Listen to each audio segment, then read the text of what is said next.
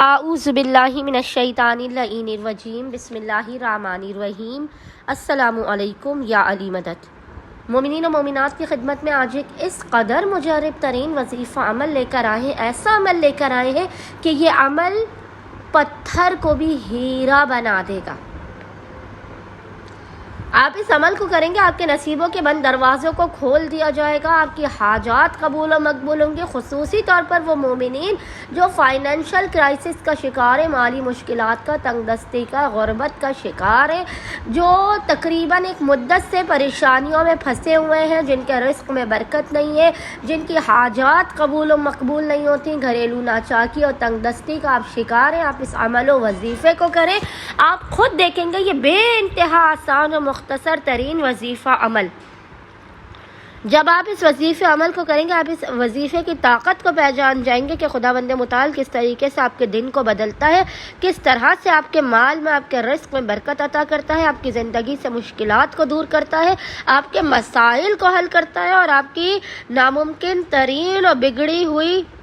جو زندگی ہے، خداوند متعال اس میں سہولتیں اور آسانیاں پیدا کرتا ہے۔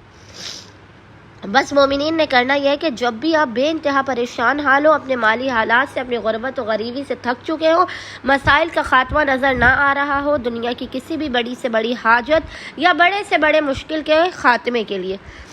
آپ نے باوضو ہونا ہے۔ باوضو ہونے کے بعد آپ نے ایک مٹھی چینی کا لینا ہے، ایک مٹھی چینی، شوگر جسے کہتے ہیں، چینی کہتے ہیں، آپ نے ایک مٹھی چینی لینی ہے، آپ نے اسے کسی پلیٹ میں رکھ لینا ہے۔ پھر آپ نے قبلہ رخ بیٹھ کر محمد اور آل محمد پر اول و آخر 3 مرتبہ 3 ٹائمز درود بھیجنا ہے۔ محمد اور آل محمد پر اول و آخر 3 مرتبہ درود بھیجنے کے درمیان میں آپ نے 72 مرتبہ 72 ٹائمز سورہ کوثر 72 ٹائمز آپ نے سورہ کوثر کی تلاوت کرنی ہے، اور پھر آپ نے ایک تسبیح 100 ٹائمز 100 مرتبہ پڑھنا ہے، یا غنیوں یا وہابو، یا غنیوں یا وہابو، اور خداوند متعال کو محمد اور آل محمد کے حق کا واسطہ دینا ہے، اپنے مشکلات کے خاتمے، رزق میں برکت کی دعا کرنی ہے، اپنے الجھنوں کے دور کرنے کی دعا کرنی ہے۔ پھر آپ نے یہ چینی جو ہے اسے چوٹیوں کو کھلانا ہے۔